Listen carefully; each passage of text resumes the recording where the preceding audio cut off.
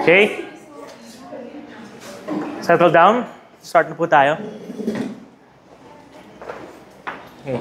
So welcome to the second half of the course. So the first part of the course was primarily on factors of physiologic factors that affected pharmacokinetics. So ano yung mga different aspects of the human body that can possibly affect how the pharmacokinetic parameters perform in a body. Now, we're going to delve into pharmacokinetics, the main topic. We're now going to talk about how our body manages the concentrations of our drug inside the body. So primarily, magko-compute tayo dito. The most important thing for us is to know ano yung mga concentration sa katawan at specific portions of time. And how does the different pharmacokinetic parameters such as elimination rate constant, clearance, volume of distribution affect overall processes in the body. Okay, so let's start. So again, we are familiar already with the concept of clinical pharmacokinetics. This is the application of pharmacokinetics in a clinical setting. Dito tayo nagbabase sa ating mga decisions in terms of dosing. Lalo na kapag mga masasela na gamot na kailangan naka-TDM, dito tayo magbabase. Now, to fully understand clinical pharmacokinetics, we need to grasp pharmacokinetics and on its very roots. So, kailangan alam natin basic paano siya computin. So a drug's effect is often related to the concentration at the site of action. So it is useful to monitor this concentration. Ito yung pag-uusapan natin paulit-ulit mamaya, plasma level concentration. Anong concentration ng gamot sa dugo at a certain time? We base our clinical pharmacokinetics on the concept of kinetic homogeneity. So the concept of kinetic homogeneity is that kung ano ang concentration sa plasma, yun din ang concentration sa ating organs. We have discussed this before in our in our drug models and our drug distribution. Maliwanag po ba ang kinetic homogeneity? Next, we have drug effect. So when we have drug effect, there is a direct correlation between the effect of the drug and the concentration. Generally, pagtaas ng gamot or pagtaas ng plasma level concentration, paglakas ng effect. Kaya nga po minsan meron tayong toxic levels. Pag sobrang taas ng level ng gamot, malakas yung effect, malakas din yung toxicity natin.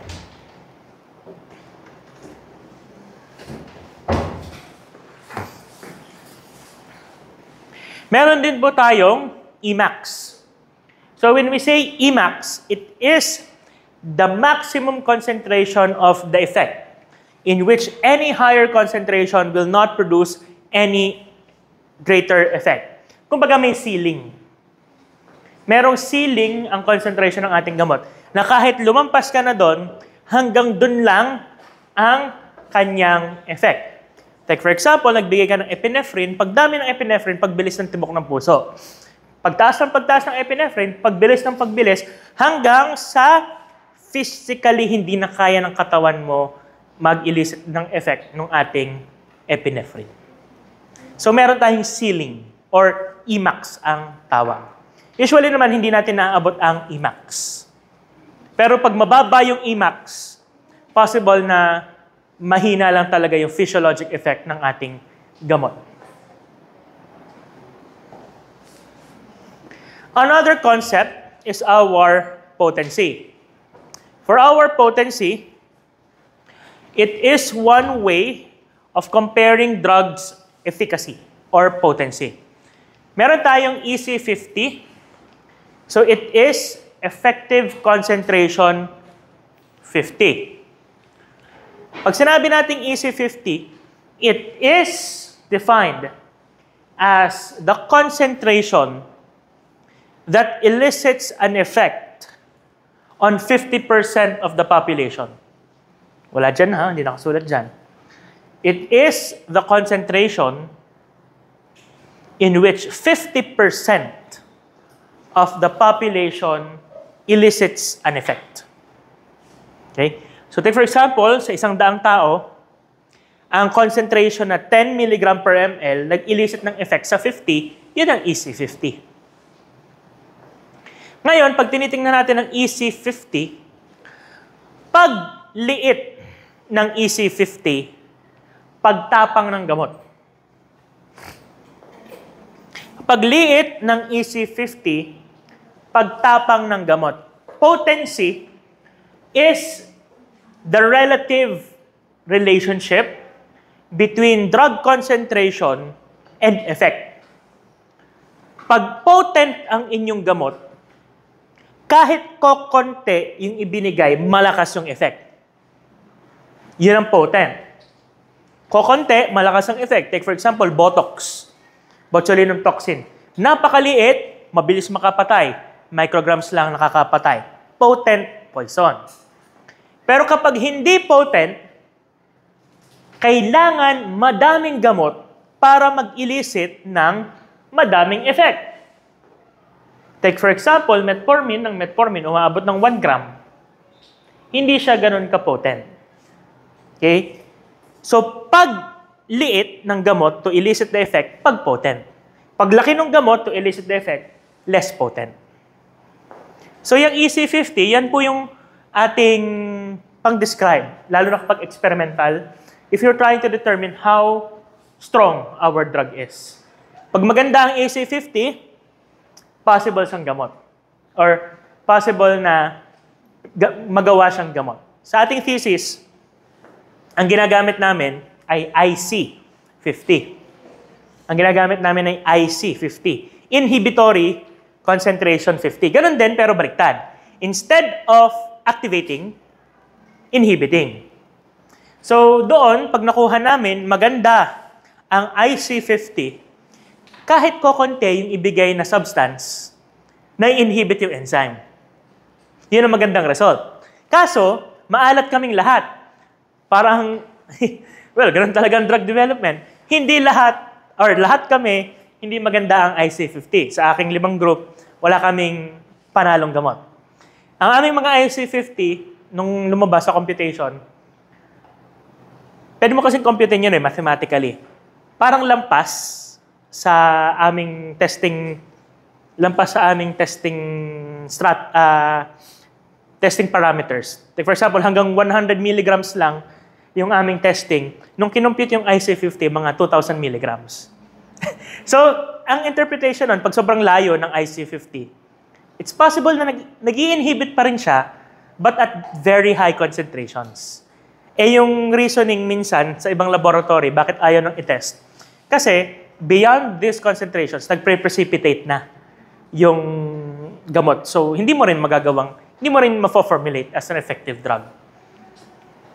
We will talk, kayo din naman yun next sem tayo din magkikita. Hello. Thesis na tayo next sem. Okay, alam po natin kung anong TDM, Therapeutic Drug Monitoring. Maghanda na po kayo ng pera para sa thesis. Ano? 100? Hindi, lahat na. Mga 4. 4 to 5, 100,000. Goods na yun. Hindi. Mga 4 to 5 persons, 100,000 as a group. Yes. Ha? Bakit ganun kamahal? Pure drug, as in reference grade 100% drug. Enzyme, mismo yung testing enzyme mo, kung kailangan, at saka yung assay kit. So lahat yon, so example, ang gamot may 20,000, yung kit may 40,000, yung enzyme mo 20,000, bago yung patestingan, 20,000 din, ganun nga.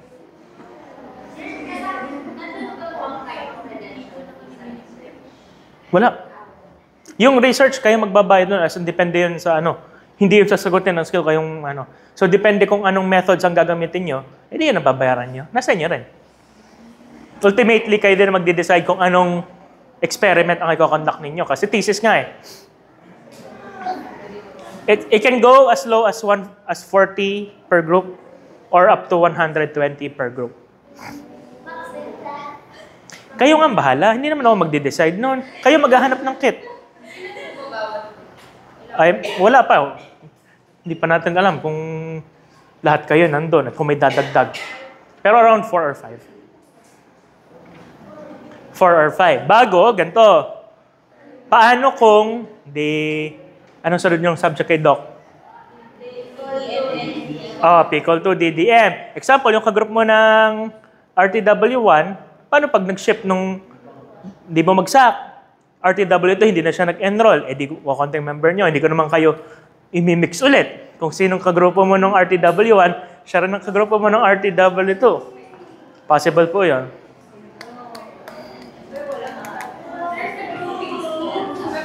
Hindi, akong pipili. Ha?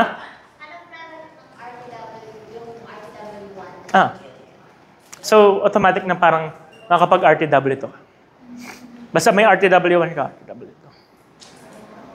Kaya, kung kayo ay nagdadalawang isip na sumabak ng RTW1, pwede naman huwag nyo munang i-enroll.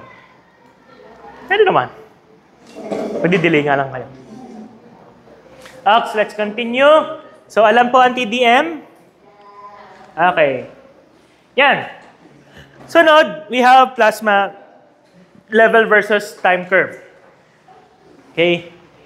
Now, in clinical situations, it is rare to collect data or it is rare to collect blood more than once or twice.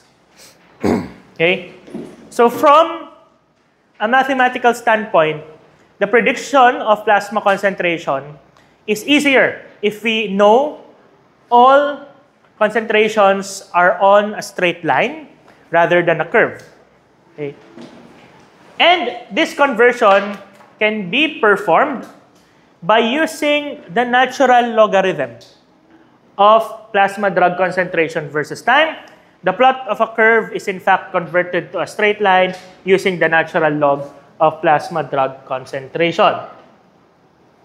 Okay? So pagpalagay na itong inyong plasma level versus time.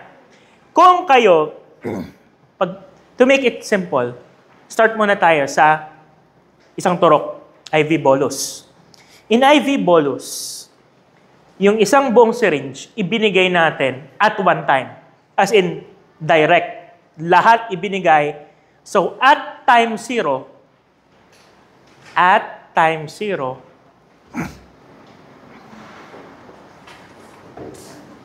bisan mo, mahaba nga yung pause.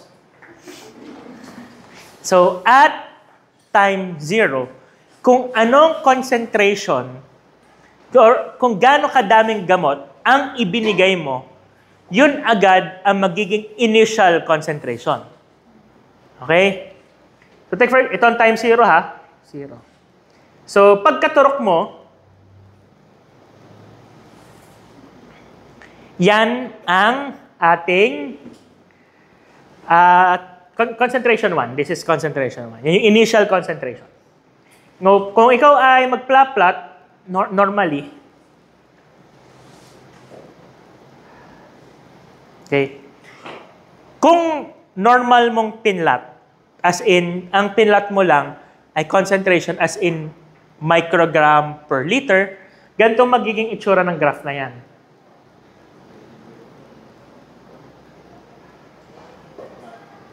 Anong mapapansin nyo? It's a curve.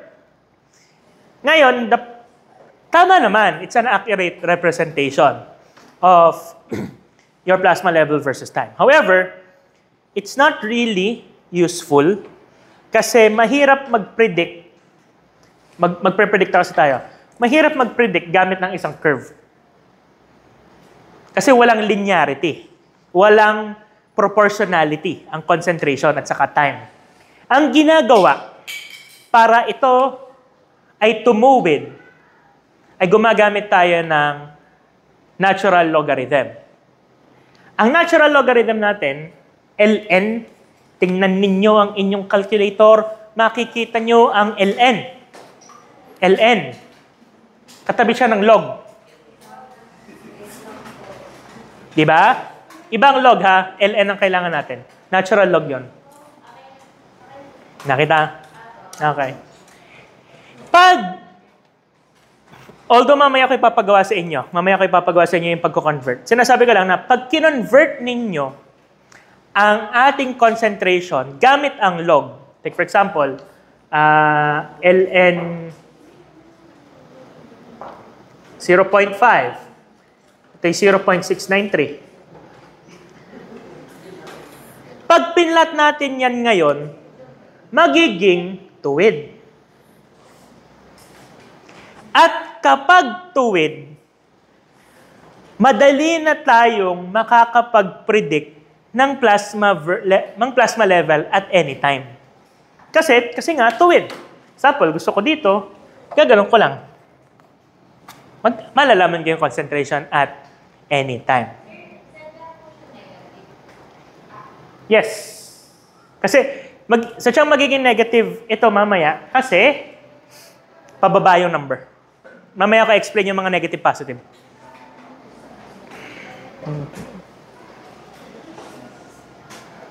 Okay? So, yan yung concept ng ating plasma level versus time curve. Bakit tayo nag-natural log? Okay?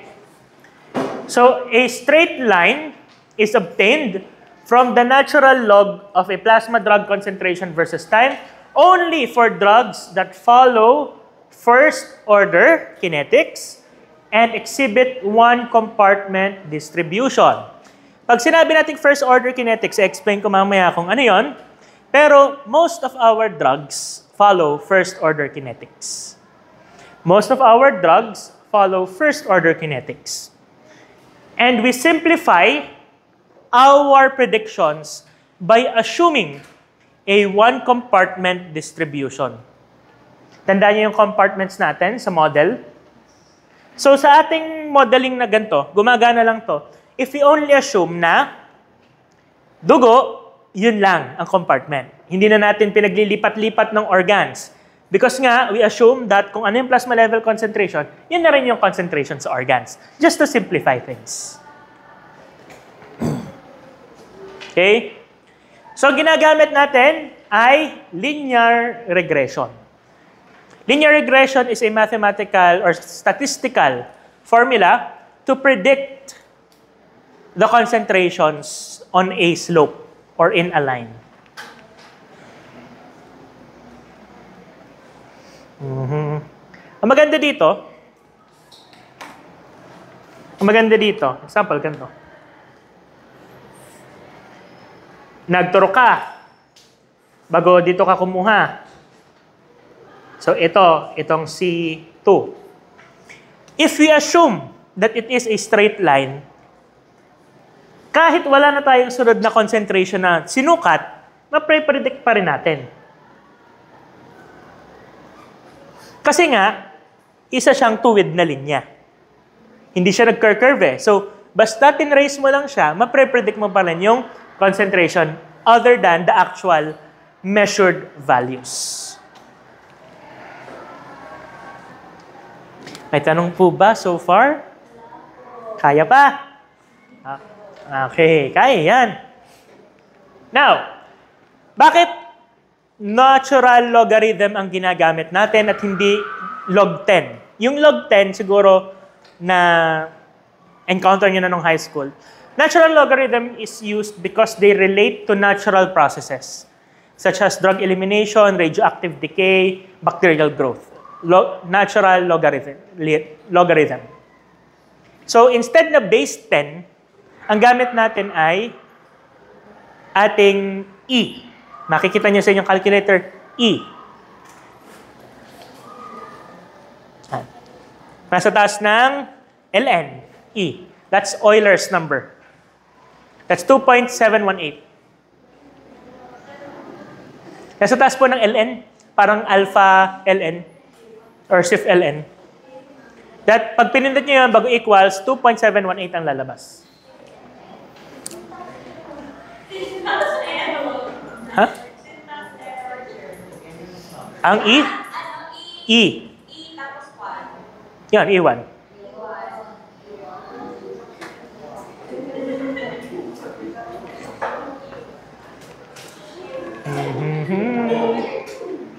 X. So yun po, ang ating natural logarithm. Gagamitin po uli natin mamaya yan. Now, sunod. We have apparent volume of distribution.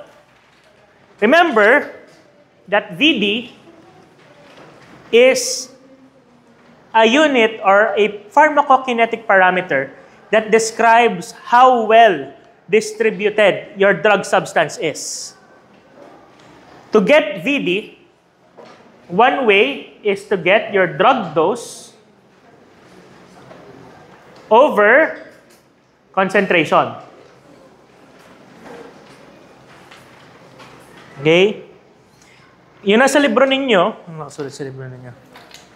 Wala pa. Ganito. XO equal over CO, in which XO is drug dose, bagong CO, concentration at time 0.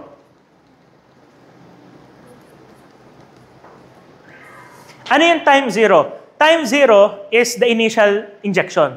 Kung nagsaksak ka ng syringe, kung ano yung initial concentration, pagkabigay mo, yun yung time 0. Kasi yun yung start ng dosing mo. So time 0 is also start of dosing. So pagpalagay ng inyong binigay ay 1 mg, bago ang naging concentration ay 1 mg per liter, ang lalabas na VD ay 1 liter. Magka-cancel out po yan mga yan. Ha? Kakancel po yan. So that is apparent volume of distribution. Klaro? Okay. Sunod, clearance. Nabanggit na naman natin, napag-usapan na naman natin ang clearance. Clearance is the sum total of all processes of clearance in the body. So isa lang po ang term natin, clearance, pero if we want to be specific, that is total clearance. Ilan lang na-eliminate sa kidneys, sa liver, sa pawis, sa tae, yon. That is total clearance.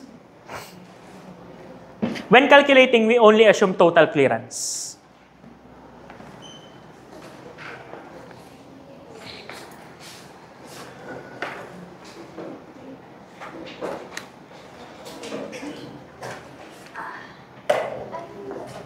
Sunod, we have our extraction ratio.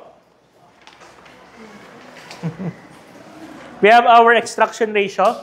Ito ang extraction ratio, it simply is how well an organ can remove drug away from the blood.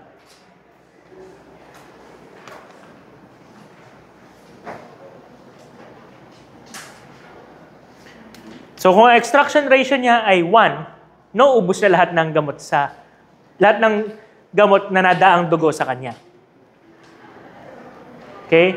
Kung siya naman ay 0.1, edi 1/10 ang natatanggal niyang gamot sa ating dugo. Hindi naman po yan masyadong ginagamit sa calculations. Pinapakita ko lang na yun yung extraction ratio ng organs. Pwedeng sa kidneys, pwedeng sa liver, ito yung effective. It is the rate or the ratio on how an organ removes drug from the passing blood.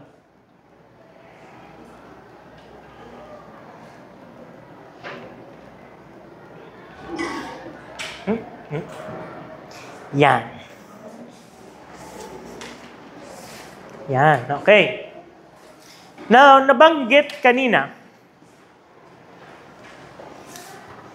na meron tayong first order at meron tayong zero order kinetics. dapat maliwanag sa atin ngayon, ano ba ang pinagkaiba ng first order at saka zero order? So, when doses are increased for most drugs, concentrations increase in proportional fashion, leading to linear pharmacokinetics. Wednesday, kapag naman po disproportionate, kapag nagbigay ng gamot, it is said to follow non-linear pharmacokinetics. Dalawa lang yung ating model ngayon. Linear, saka non-linear. Now, ang ating first order, ito ang ating linear pharmacokinetics. Kapag non-linear, it is our zero order pharmacokinetics. Okay. Ito yung comparison ng ating mga gamot.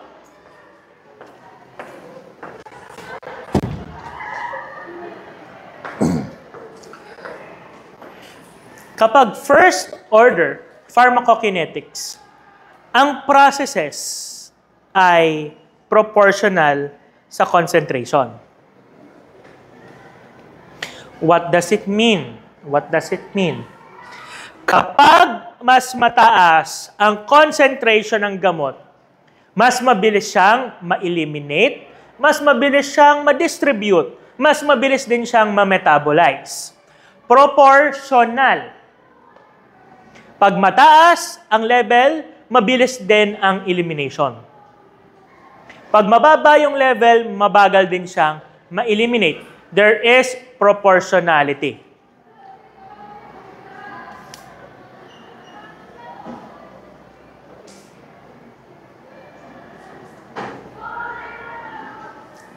Okay.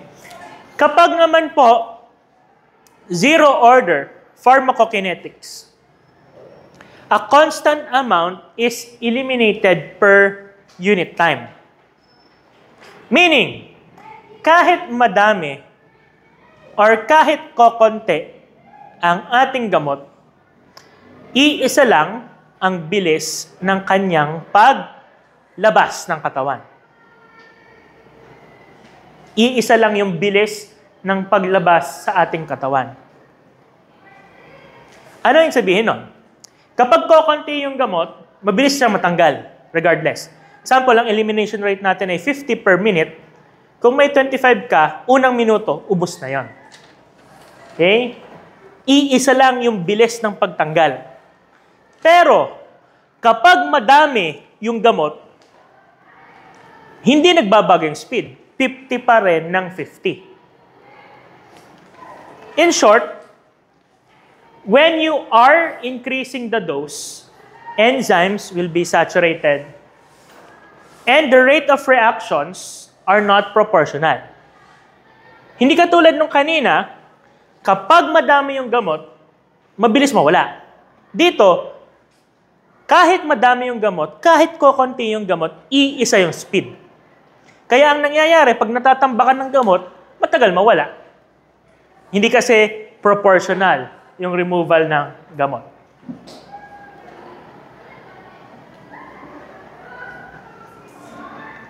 Okay?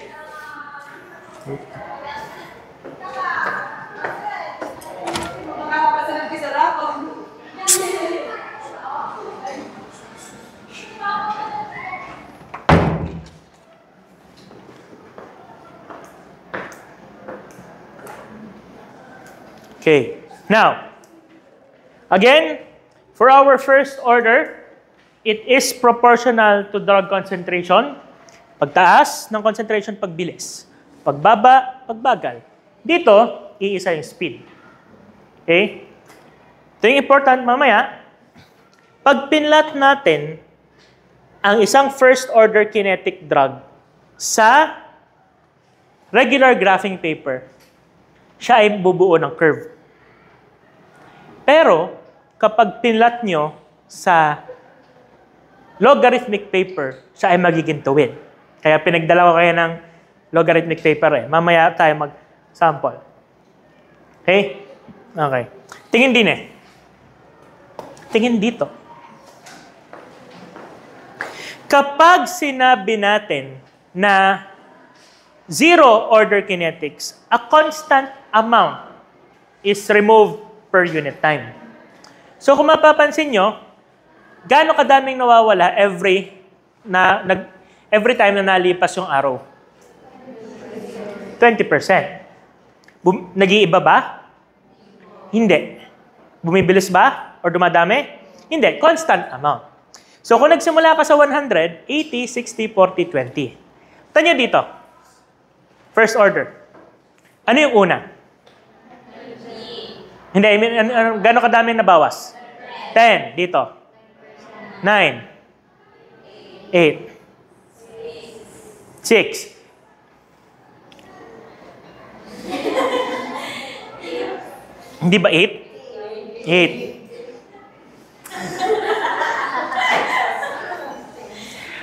Kita nyo, nag-iiba.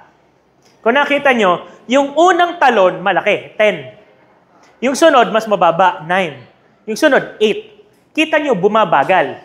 Bakit bumabagal? Kasi umuunti din yung dami ng gamot. Okay? To better illustrate it,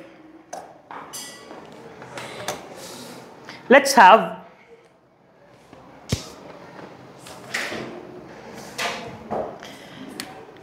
ang first order ay 25% per time.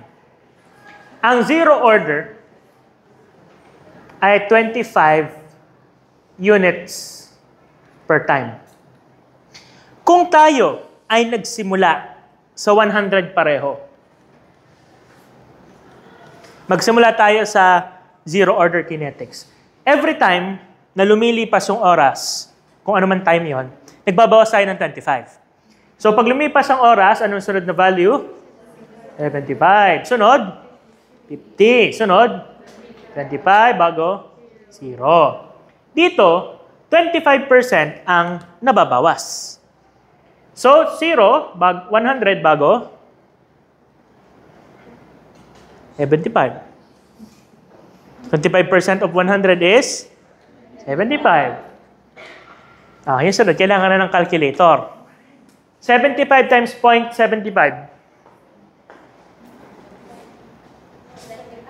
75 times 0.75. Hello? Hindi, kasi pag 0.25 ay hindi ka nagbawas. Parang sobrang binawas mo. So, 75 times 0.75, 56.25. Times 0.75, 42.19. Times 0.75, 31. 64. So kita nyo, dito, laging 25 ang nababawas. So, after 4 times, ubos na. Dito, mas matagal. 25, bago magkano binawas dito, less than 25. Dito, paliit ng paliit. Paliit ng paliit yung nababawas. Ang pinakamalaking talon ay yung unang talon. Okay? Wala akong sinasabing may mas maganda. Ha? I'm not saying na may mas maganda or may mas pangit. Ganyan lang siya mag-behave. Ngayon, ipag-compare uli natin, same parameters.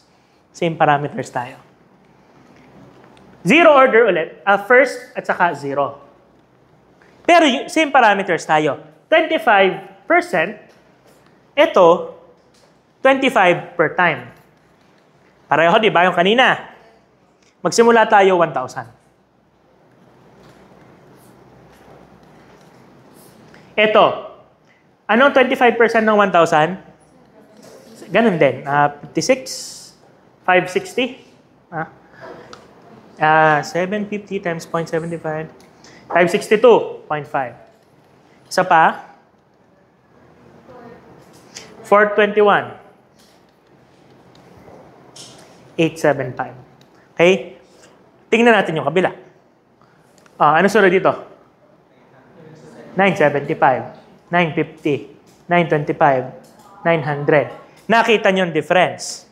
Pag natatambakan ang zero-order kinetics, sobrang tagal mawala. Kasi nga, it only operates at a single speed. Pag mababa yung concentration, mabilis mawala. Pero pag tambak yung concentration, matagal mawala. Pag first-order kinetics, proportional siya. Kahit kokonti, kahit gano'ng kadami, basta proportional yung speed sa concentration. Pag madami yung binigay, mabilis mawala. Pag kokonti yung binigay, di mabagal mawala. It depends on the concentration. Maliwanag po? Most of our drugs are first-order kinetics. Kaya doon tayo magfo-focus. Pero meron tayong 4 na kilalang gamot na zero-order gumalaw. Ang ating palatandaan is TAPE. Tape. Tape. Like tape. Tape. TAPE. Theophylline. Aspirin. Phenytoin. And ethanol. Ethanol. TAPE. Theophylline. Theophylline, yung para sa asthma. Yung kamag-anak ng doxyphylline. Ngayon, example na lang. Yung alak. Nagiinom naman tayong lahat dito. Di wag. Yung alak, pag dami ng ininom mo, pagtagal ng hangover mo. The more you drink, the longer your recovery time is. Alam niyo kung bakit? Kasi natatambakan ng liver enzymes nyo. Hindi katulad kung siya ay first-order kinetics. Kung siya ay first-order kinetics, mabilis ka bang makaka-recover? Like, since madami kang ininom, mabilis din ikaw makaka-recover. Kaso hindi ganun ang alak. Ang alak ay zero-order kinetics. Pag dami ng ininom mo, pagtagal mong makaka-recover. Okay? Kaya yung minsan, example, nag-inom ka, 2 bote. Pagkatapos na siguro 1-2 oras, okay ka na ulit. Pero pag tinambakan mo agad ang sarili mo, siguro yung nag-isang bilog kayo, ay bukas na recovery mo. Okay? Kasi iisa yung speed. Maliwanag po ba ang first order at zero order kinetics? Okay. So ito is another illustration of first order versus zero order kinetics. So take for example, tayo itong first order. Every time na may lilipas na oras, ay yung nawawalang gamot, paunti ng paunti. 120, 106, 93, paunti ng paunti nawawala. Pero sa zero order, fixed ang amount ng gamot na nawawala. 150, 150, 150, 150. Kasi yun yung maximum speed niya. Ang pinagkaiba, primarily ng first order at zero order kinetics, in first order kinetics, a constant fraction is removed per unit time. A certain fraction or a certain percentage of the drug is removed per unit time. And unlike our zero order kinetics, a constant amount is removed per unit time.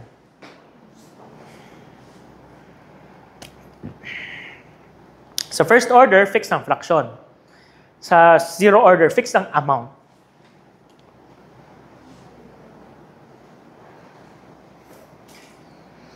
Okay. Naintindihan po ba? Okay. Now, paano natin malalaman kung ang ating gamot ay first order or zero order kinetics? Okay? Ilabas ninyo ang graphing paper nyo. Ano muna tayo? Arts and crafts muna tayo.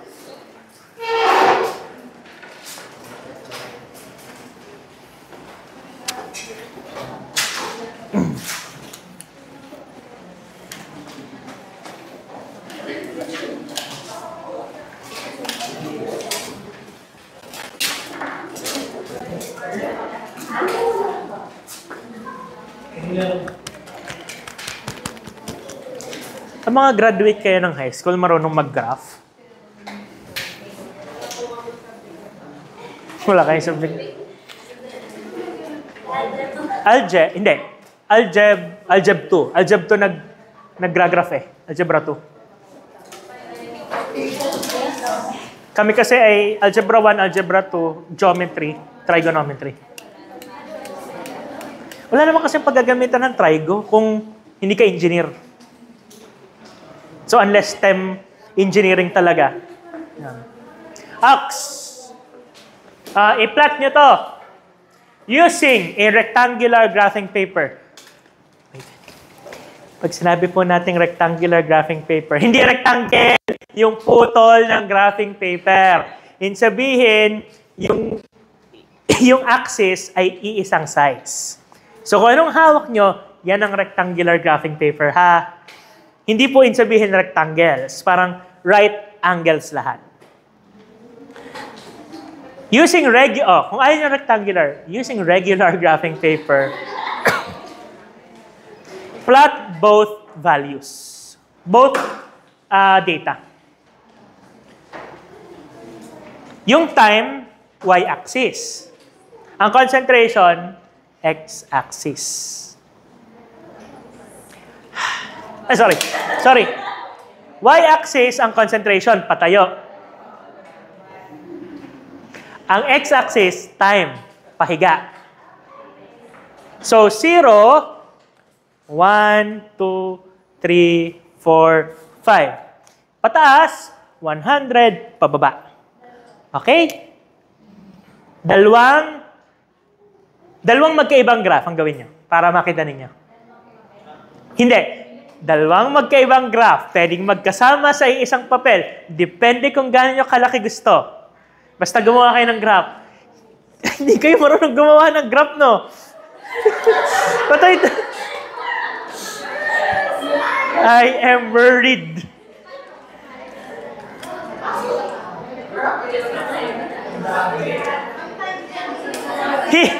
Hindi po kailangan isang ganon ay 1. Pwedeng may scale. Pwedeng 10, 20, 30. Pwedeng 20, 40 kung gusto nyo.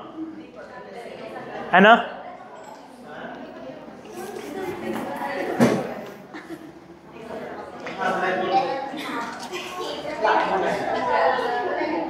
Ang x-axis ay concentration. Ang y-axis ay time.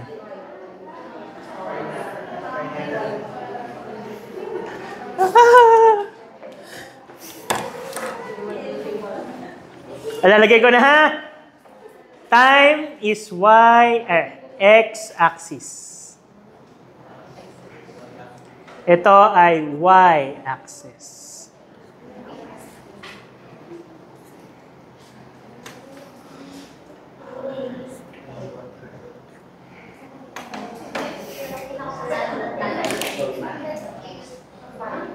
Zero, 1, 2, 3, 4, 5. 5 ang pinakadulo.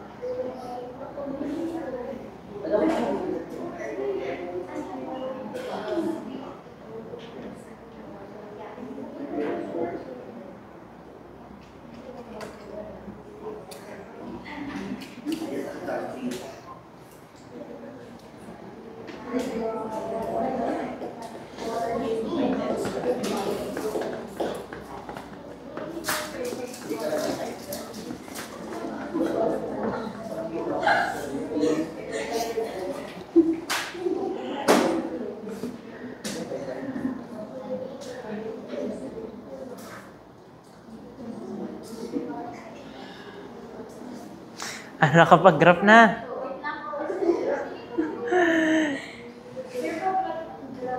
Oh, i-plot nyo na. Like, i-plot nyo na. Bumuo na kayo ng curve. Drawingan nyo na ng ganon.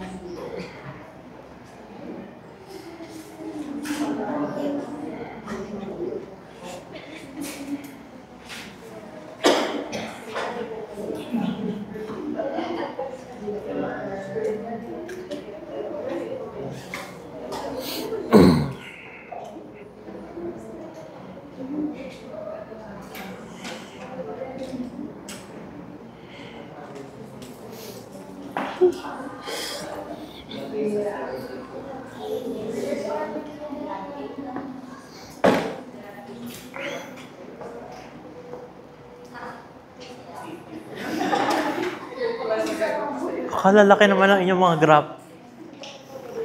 I bought the whole graphing paper. I'm going to use the whole graphing paper.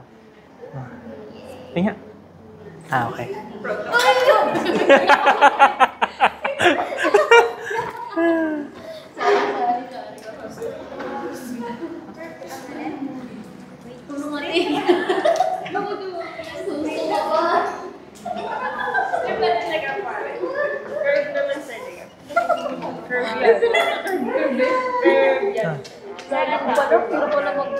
Yun, maganda yun.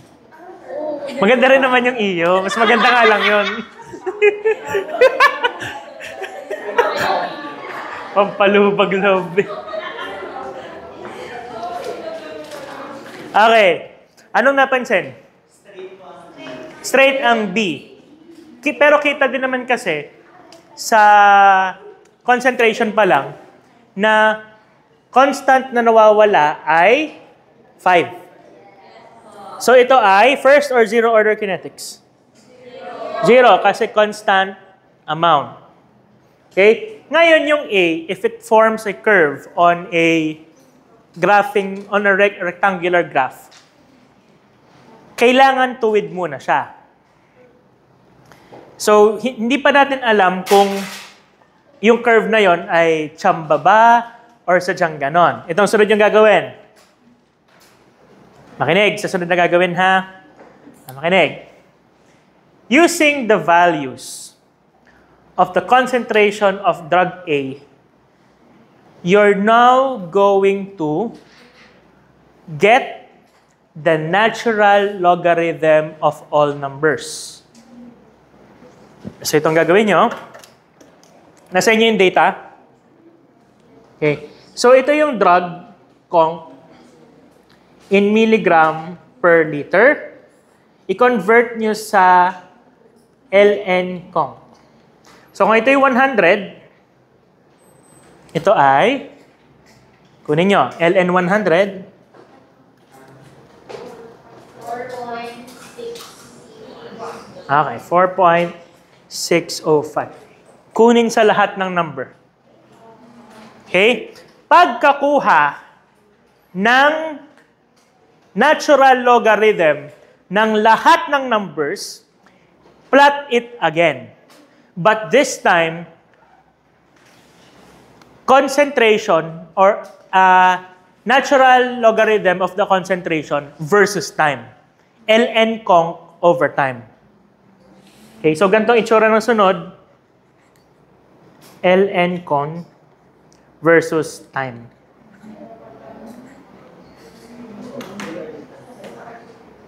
Alam na gagawin? Babalik ko na yung data. Okay.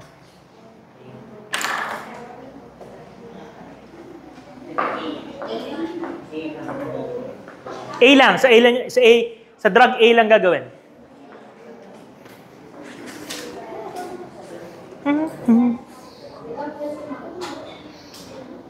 Ang ganda yan. Okay, kayong bahala. As accurate as you can make it siguro. As practical as you can make it.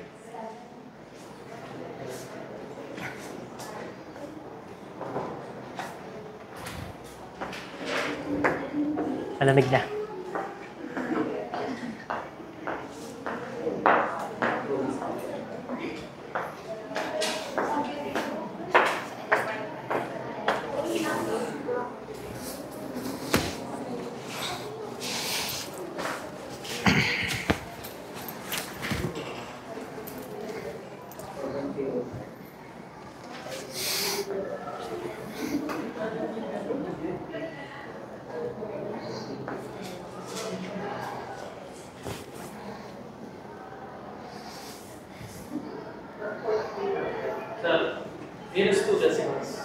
Kayong bahala. As accurate as you can make it. Straight na siya. Ah.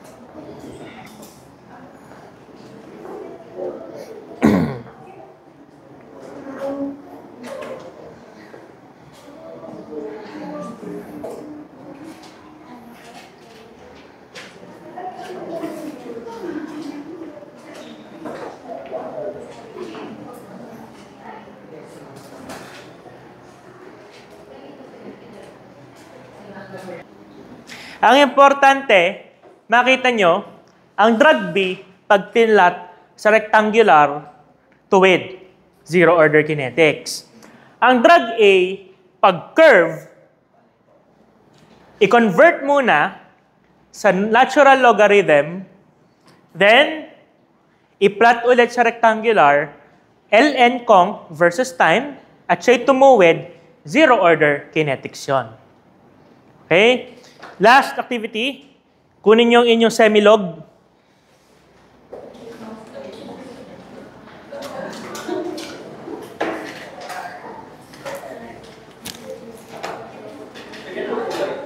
Ha?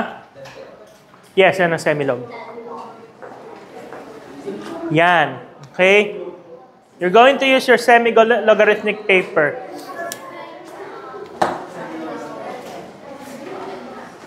Okay.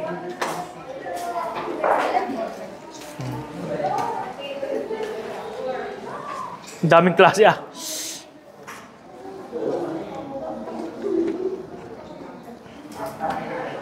Ito. Yan, semilog. Yes, ang semi-logarithmic paper hindi hindi siya parang rectangular na iisa yung ano, parang nalaki at naliit yung scale. Okay.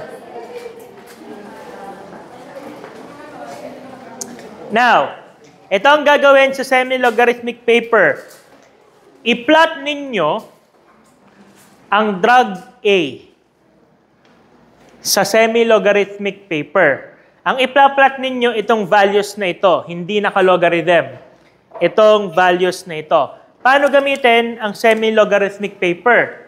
Semi-logarithmic paper is not as similar to your graphing paper. Ito, naka-logarithm yung mismong lines.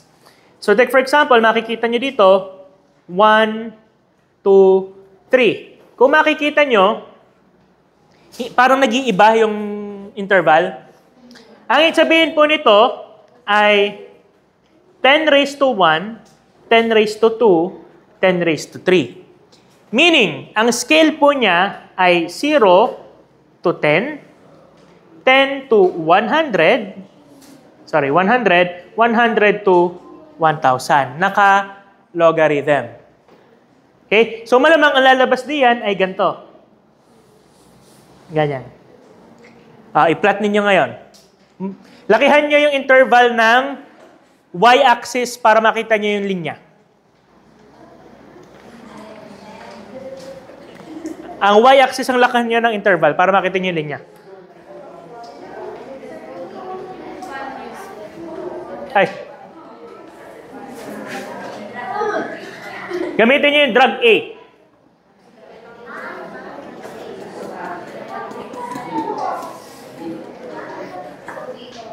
So, malamang yan ay nasa gitna lang ng 10 to 1 at saka 10 to 2.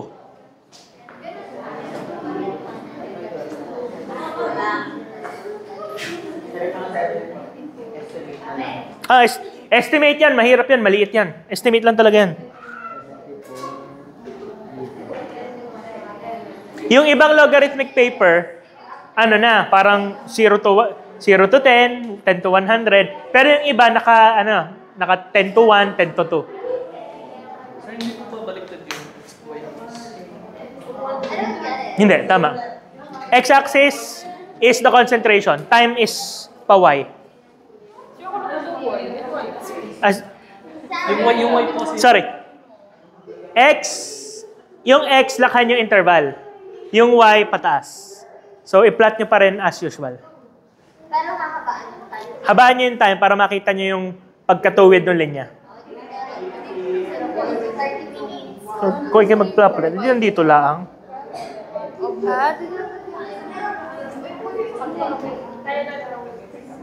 Dito lang kayo mag-plot kasi ito yung 100 eh. Ito yung 10. Eh, pag gano'n.